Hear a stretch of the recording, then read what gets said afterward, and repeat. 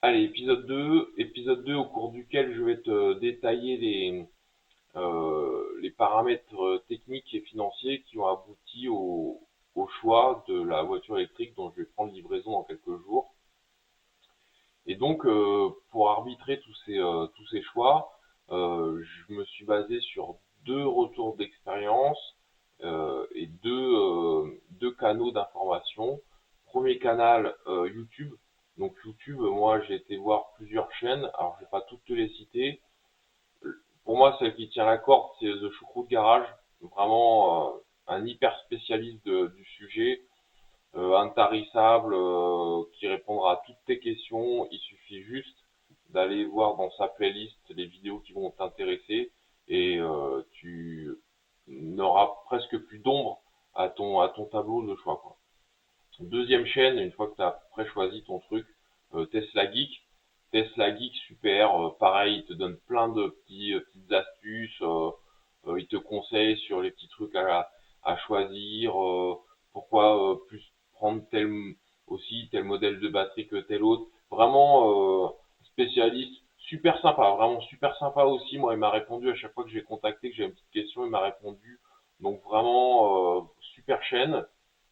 Troisième chaîne, sans borne beaucoup plus généraliste comme chaîne. Mais moi j'aime bien, hein. Franchement, ils sont super tous les trois là. Jean Pagési, PCA Service, hein, n'hésitez pas si vous avez besoin.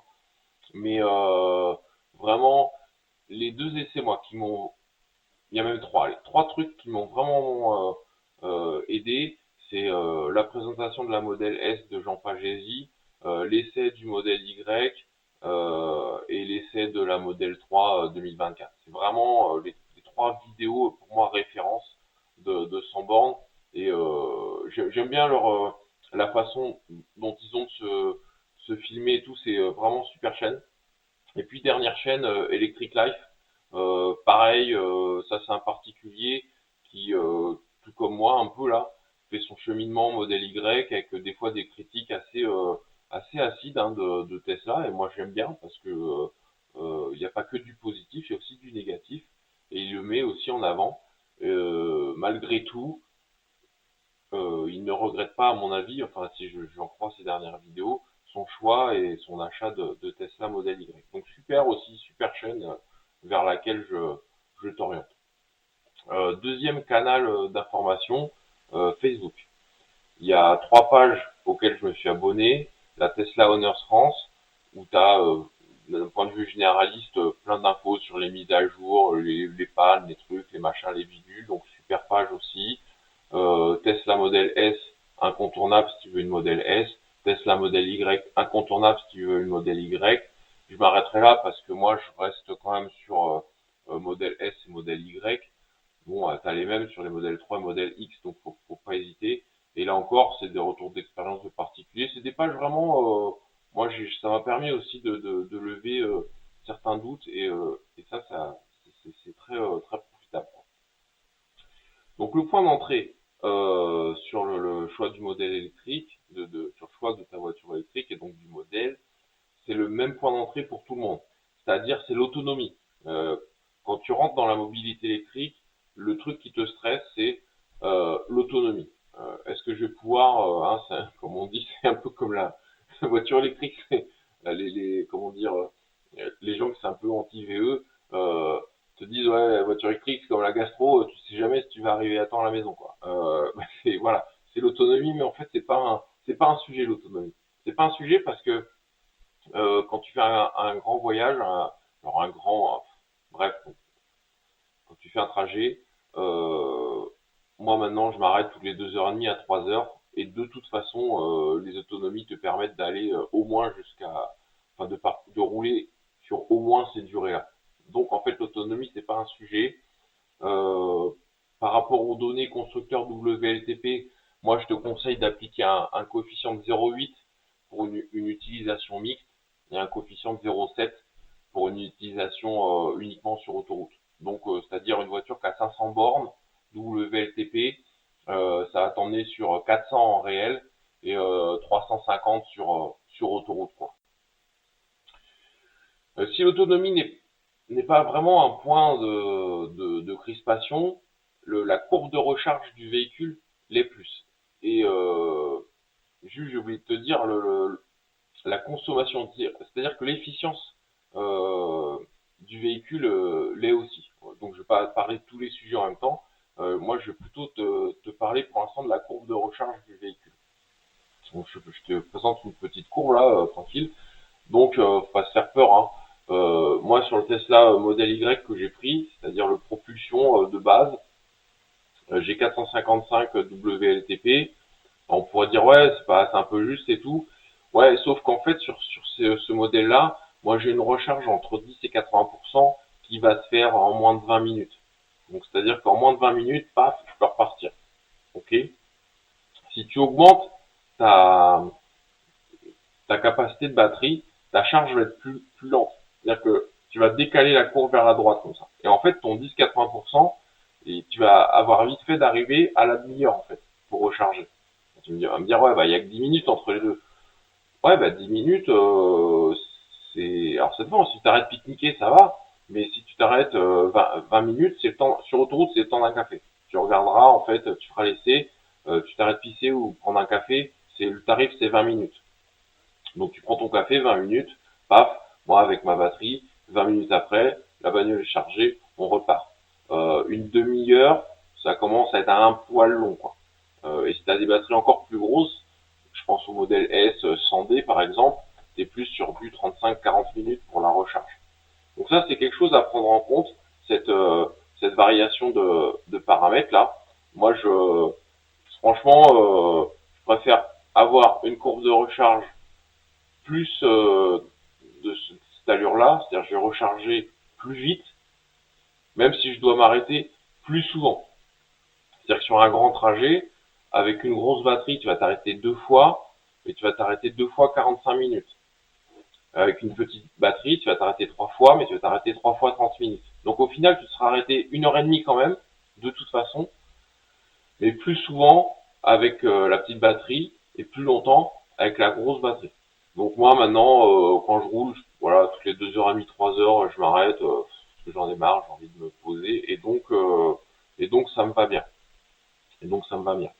Donc voilà pour les courbes de recharge de batterie, c'est un paramètre quand même à prendre en compte, quoi, à prendre en considération. En tout cas. Autre paramètre à considérer, évidemment, c'est le coffre, l'habitabilité du véhicule. Qu'est-ce que tu veux faire de cette voiture? Quand j'ai été essayer le Tesla Model 3 et le Tesla Model Y, au niveau conduite, euh, performance, confort du véhicule, confort, attention, hein, on est sur du chipotage. Hein. La Model 3, franchement, elle est exceptionnelle. C'est une voiture splendide. C'est une voiture splendide. Le Model Y, super confortable aussi. Hein, c'est pas ce que je suis en train de te dire. Mais c'est pas la même utilisation, quoi. Euh, le modèle Y va m'offrir une grosse habitabilité, un gros coffre, et ça j'en ai besoin. La modèle 3, c'est plus la petite berline qui va se faufiler, tu vois, qui va être agile dans la circulation. Ça peut être sympa en deuxième voiture. Pour partir en vacances, moi le modèle Y sans problème. Donc je suis vraiment parti sur le modèle Y sans hésiter. En plus, il était beaucoup moins cher, on va voir ça après, que la modèle 3. Donc, comme on dit, tu allies l'utile à l'agréable, quoi. Donc ça, l'esthétique du véhicule, effectivement, l'esthétique du véhicule. Donc, ouais, tiens, ça c'est sur les batteries, on était sur les batteries. Je te fais voir juste euh, au niveau de la propulsion, de la modèle Y propulsion. Comme je te disais, tu as une autonomie de 455 km, mais c'est une batterie LFP, c'est-à-dire qui va se recharger plus rapidement, qui va moins souffrir des recharges à 100%, et donc moi ça me convient.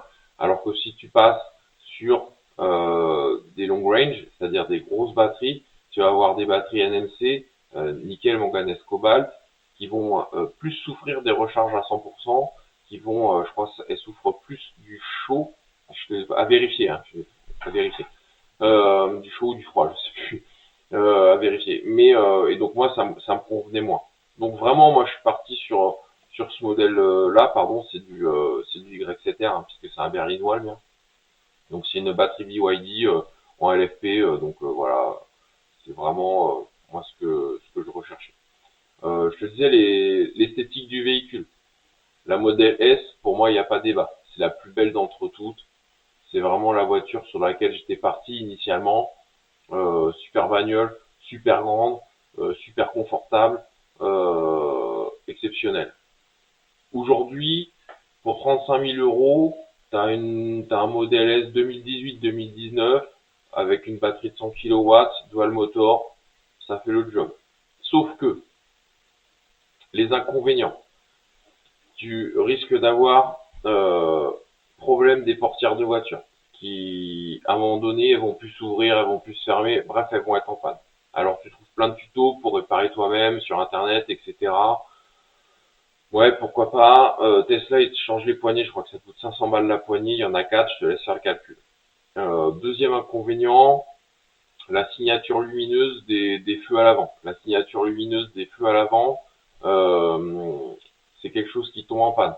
Avant 2020, il y a des problèmes sur les feux avant.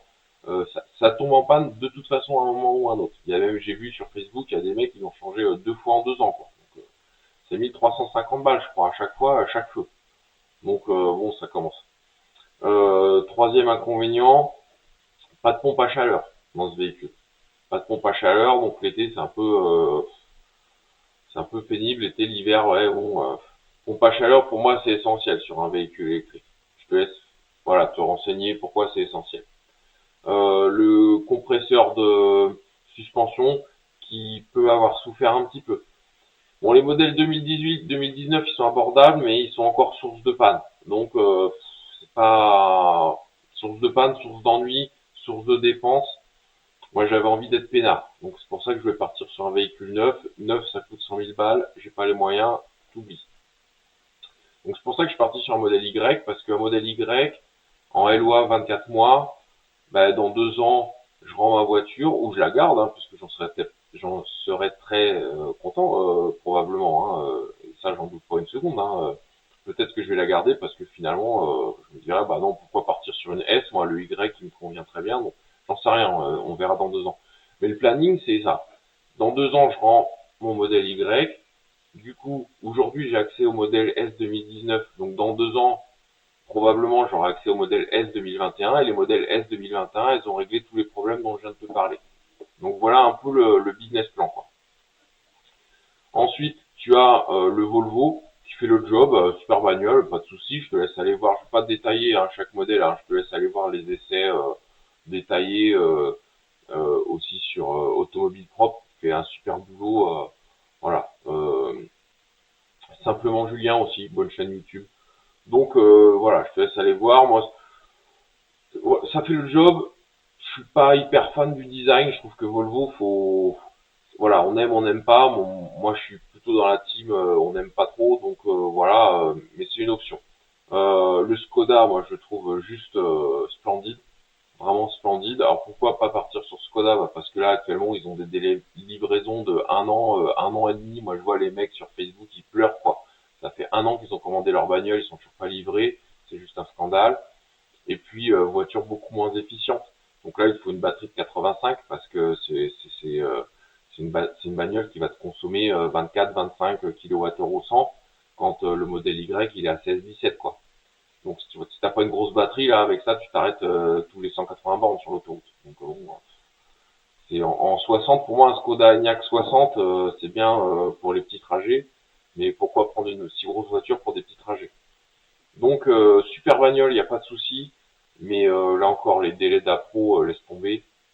On verra dans 2 ans. Dans 2 ans, peut-être que je partirai sur un Enyaq coupé Sportline, je le trouve splendide. On verra, on verra. Des gros avantages hein, sur le Skoda Enyaq. Hein, le régulateur de vitesse, il est formidable. Enfin, il y a des gros avantages hein, sur l'Enyaq. Hein. Franchement, hein, c'est une bagnole que j'aurais pu potentiellement prendre. L'Audi, ouais, moi je la trouve un peu trop sage cette voiture. Euh, c'est Audi, c'est classe, il n'y a pas de souci, c'est bien fini, il n'y a rien à dire. Je la trouve un peu trop sage. C'est juste ça, quoi. La Mach-E, j'aurais pu la prendre. Franchement, j'aurais pu la prendre si j'avais pas eu, s'il n'y avait pas eu une offre commerciale imbattable sur le modèle Y, je serais potentiellement parti sur un Mac I, quoi. Parce que je les trouve splendides, ils ont des super lignes. Donc, je te laisse aller voir aussi le détail. Et donc, finalement, je suis parti sur ce modèle Y là, en finition Red Cherry, là, je le trouve super beau. Après, c'est une affaire de goût, on n'aime pas. Moi, j'adore. Donc voilà. Il y a aussi la BM i4. La BM i4, super bagnole, ça fait le job, sauf que le coffre est juste trop petit, quoi. C'est c'est pour aller faire le beau sur le remblai, la i4, mais sinon, dans le coffre, enfin, il est trop petit, leur coffre. Qu'est-ce que c'est que ce coffre, quoi. Donc voilà, c'est dommage parce que c'est une super caisse. La i4, c'est une super caisse. Donc voilà pour le choix des bagnoles, quoi. Financièrement, comment ça s'arrange ce truc-là. Donc financièrement, je vais te faire voir un peu sur quoi je me suis basé pour définitivement faire mon choix. Donc, tu as la modèle 3 qui, moi, me engendrait un surcoût. Je t'ai dit, hein, c'est une super bagnole, mais deux choses, le coffre est un peu petit pour moi, et en plus, ça m'engendrait un surcoût qui était pas raisonnable. Je passe sur les détails des calculs, on s'en fiche complètement. Ce qu'il faut retenir, c'est que sur un modèle neuf, moi, par rapport à mon véhicule actuel, j'économise 265 euros. Sur une modèle S d'occasion, j'économise 145 euros. Ce sont des dépenses mensuelles. Les, le prix des véhicules, il est à l'instant T-1 de cette vidéo parce que les prix évoluent tout le temps. Donc voilà, je vais faire une mise à jour des prix, mais c'est l'idée générale. Le bonus écologique ou l'apport financier personnel, et où d'ailleurs, hein, moi voilà, c'est ce que je mettais. Chacun adapte aussi en fonction de ses moyens. Ouais, le bonus, non pardon, le bonus je l'ai mis ici. Le bonus, pas de bonus sur le modèle 3. Tu as un bonus sur le Y propulsion qui soit standard range ou long range. Et tu n'as pas de bonus sur les dual motors et évidemment non plus sur les S en occasion. Je passe un peu le détail des calculs. Le détail en lui-même, on s'en fiche. Ce qu'il faut retenir, c'est le coût réel in fine par mois. Je te laisse me faire confiance sur les calculs. Une modèle 3, moi, ça me coûtait 320 balles par mois pour un coffre qui, de toute façon, était trop petit, donc ça justifiait pas. Le Y propulsion, c'est 100 balles par mois. Pour 100 balles, c'est une voiture neuve. Donc, c'est, comment dire, ces tarifs-là, enfin, ces montants-là, c'est en plus par rapport à ce que je dépense aujourd'hui. Et puis, bah voilà, je te laisse faire la lecture des autres montants pour le Y grande autonomie, le Y dual motor, et puis une S d'occasion. Ce qu'il faut aussi considérer, c'est que aujourd'hui, enfin en tout cas, au moment où j'ai signé mon bon de commande, sur le Y propulsion, enfin sur tous les modèles neufs, mais en tout cas moi ce qui me concerne, c'est sur le Y propulsion. J'ai 20 000 pardon, 20 000 km de superchargeur gratuit. Et 20 000 km de superchargeur gratuit, bah finalement ça couvre largement cette surdépense.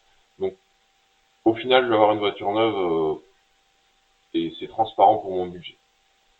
Donc moi je suis parti là-dessus, sur un modèle Y propulsion autonomie standard, parce que bah, ça cochait toutes les cases, et puis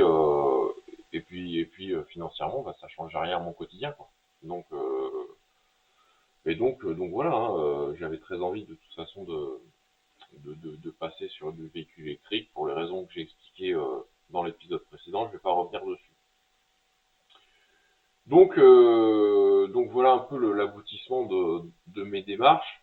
Euh, j'ai pas voulu faire trop long, même si je pense que ça l'est déjà assez.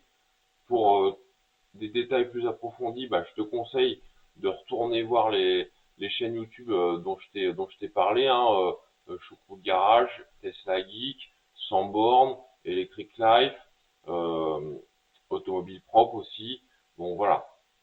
Et puis te faire ta propre opinion en fonction aussi de tes contraintes. Dans l'épisode 3, bah, qui sera beaucoup plus court quand même, ça sera la préparation de la livraison de la voiture, ce à quoi il faut penser, ce qu'il faut vérifier lorsque on te livre le véhicule. Et puis ça sera juste l'épisode 3. Et je pense que je ferai après un épisode 4 sur la première semaine d'utilisation de ma Tesla Model Y. En attendant, bah, je te souhaite bonne route et je te dis à très bientôt. Ciao.